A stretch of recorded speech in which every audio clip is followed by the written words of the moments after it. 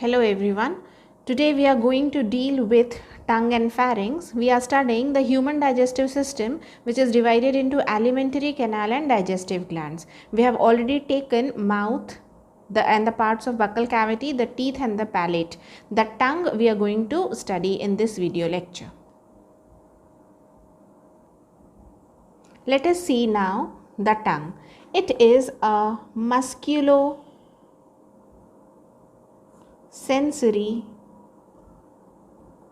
organ. It is muscular because it is made up of skeletal muscles.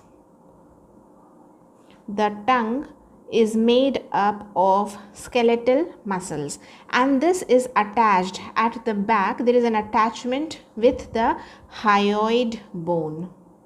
The hyoid bone is actually present at the top of the laryngeal part, and this is present at the floor of the mouth, and so the tongue is also present at the floor of the oral cavity. So the skeletal muscles form the tongue, and the floor of the entire oral cavity is supported by the hyoid bone.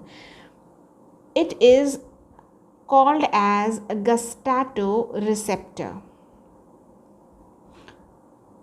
As I said, that tongue is a sensory organ. That means it is one of the sense organs. So what type of receptor it is? It is gustatoreceptor. That means it helps in perception of chemicals. So it helps in giving the taste.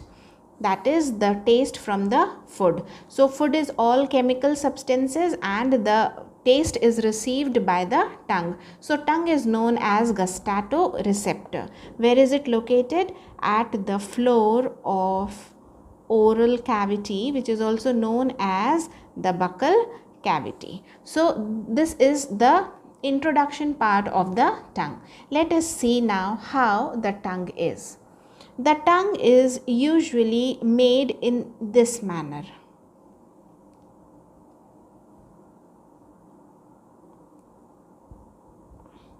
With a broad upper part and a narrow lower part. This makes it roughly triangular. So this is the shape of the tongue, and the tongue is protrusible. The tongue in human beings is not that protrusible. Protrusible means that it can be protruded out of the mouth. So the tongue is protrusible. In other animals, especially in reptiles like the snakes, etc., they can protrude out the tongue to a larger limit, but we do not protrude it out much. However, in human beings it is protrusible. This is the shape of the tongue. As I said, it has a broad upper part and a lower apical part. Now the tongue helps in knowing the taste. The entire tongue is covered with small structures called as papillae. These papillae are of different types. There are 3 types of papillae which are found in the human tongue. The first one is circumvallate papillae. The circumvallate papillae are arranged. They are present at the back of the posterior part of the tongue. They are present in an inverted V-shaped structure, and they are not much. They are rounded, so named circum. That means they are 8 to 10 in number. They are large and they are present at the back. So they are arranged in such a manner that gives an inverted V shape.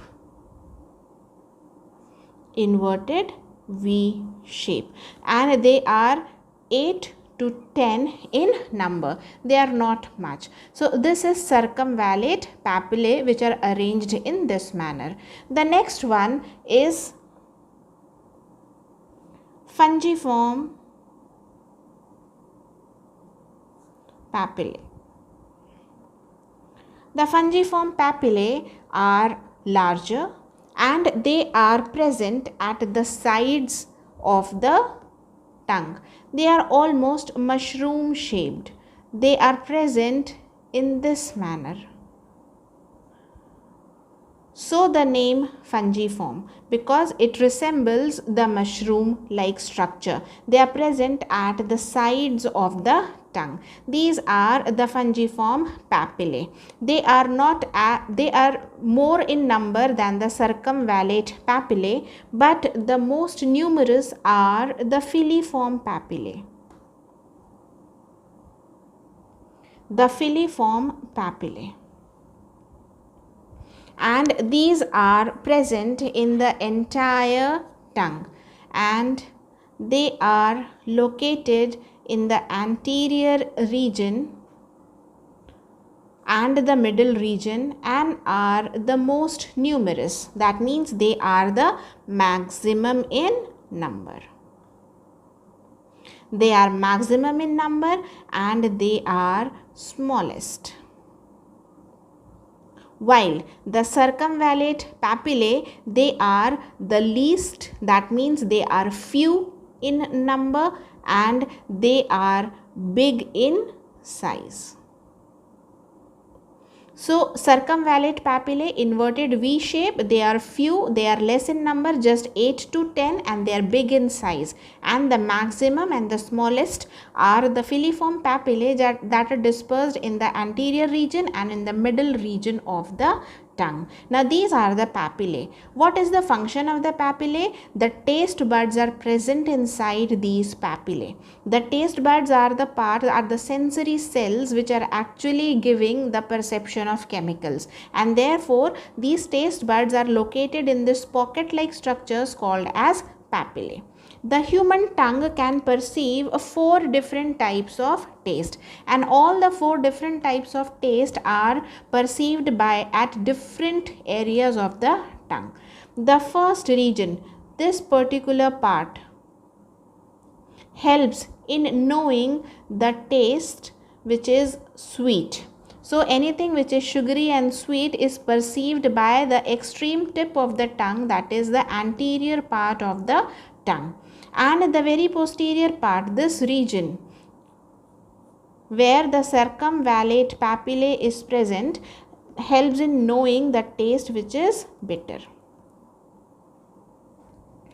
Then comes the part which is at the sides. We call it as the lateral sides. So bitter is perceived by the posterior part of the tongue, sweet is perceived by the anterior part of the tongue, and the sides, these are the sides of the tongue.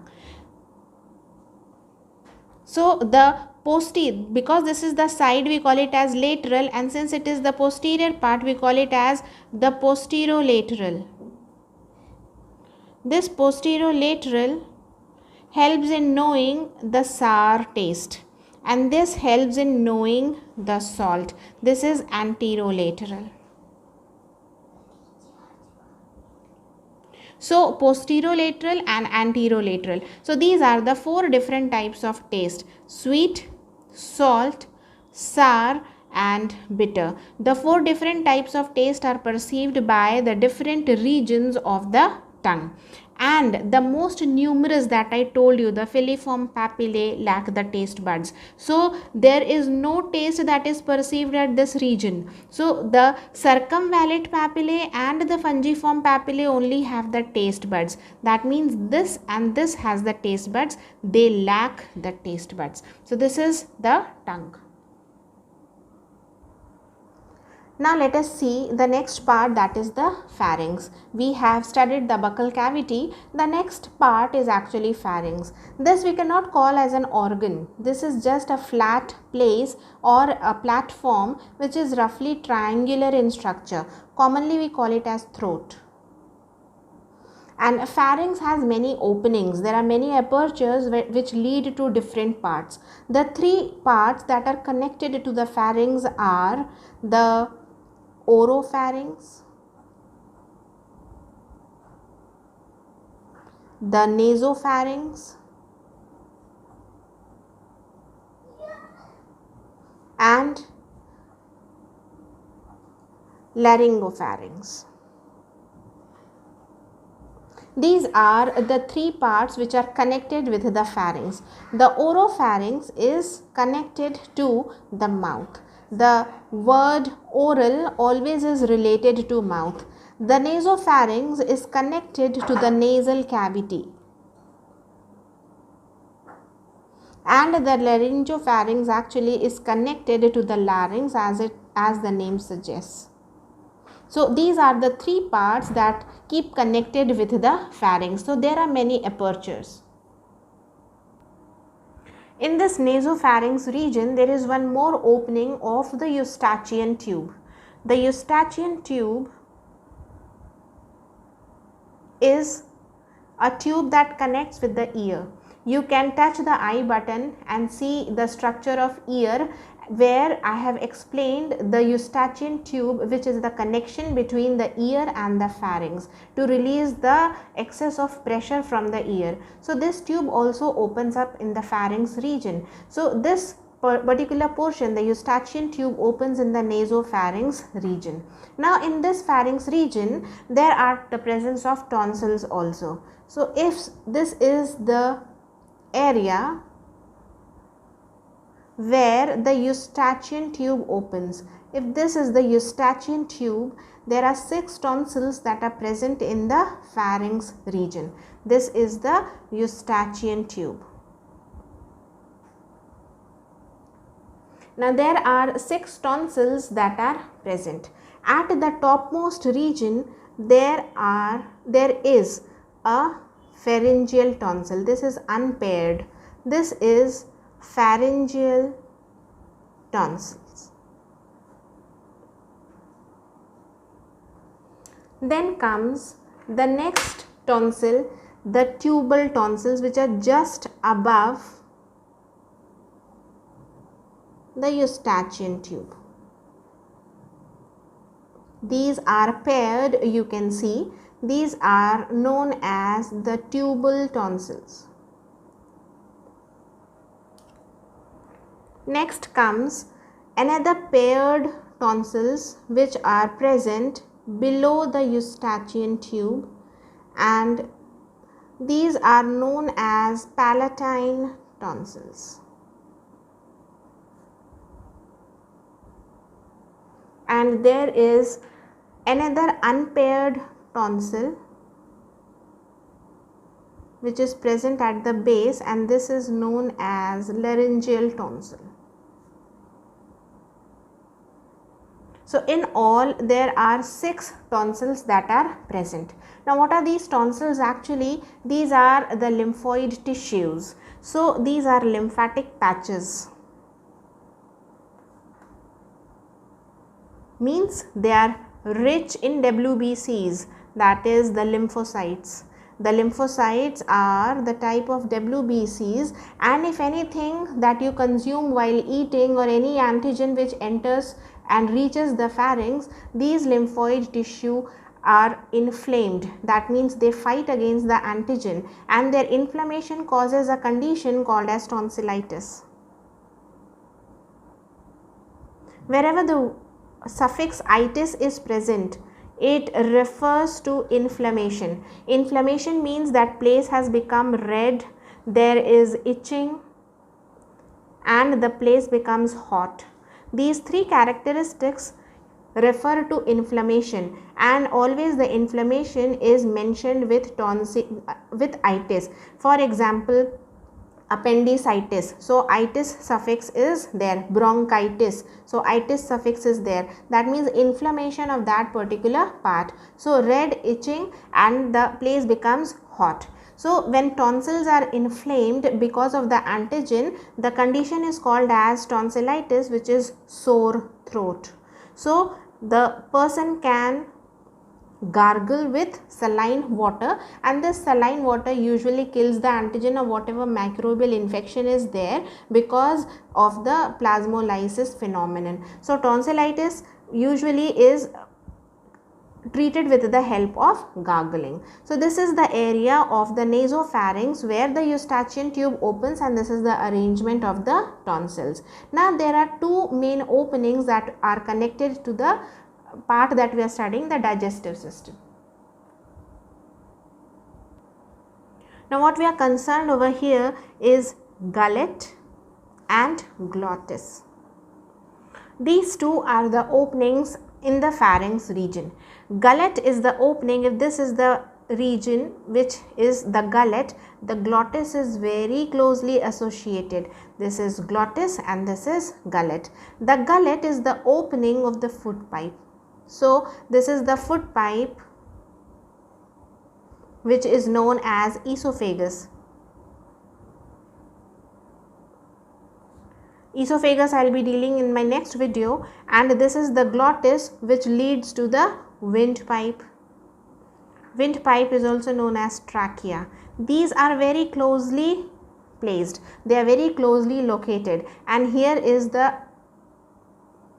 area from where the food comes in. So the food has to come inside the gullet, and for that reason the glottis is covered by a cartilaginous flap like structure which closes the glottis. This cartilaginous flap is known as epiglottis. So this epiglottis closes the glottis whenever the food comes, and therefore it has only one way to enter, that is the gullet, which leads into the food pipe. But then there are certain times when we are talking, and while talking the glottis has to open, the epiglottis remains open, and then the food particle may enter into the trachea or the windpipe. At that time we cough a lot, and coughing means a reverse blow of air that may then lead the food particle out of the windpipe. So the food only has to enter into the food pipe, not into the windpipe, and so this is a cartilaginous flap like structure which covers the glottis. This area, the gullet and the glottis, the two apertures or the openings also lie in the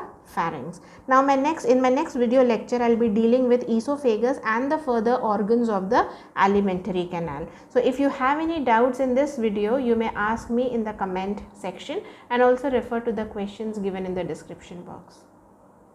Thank you.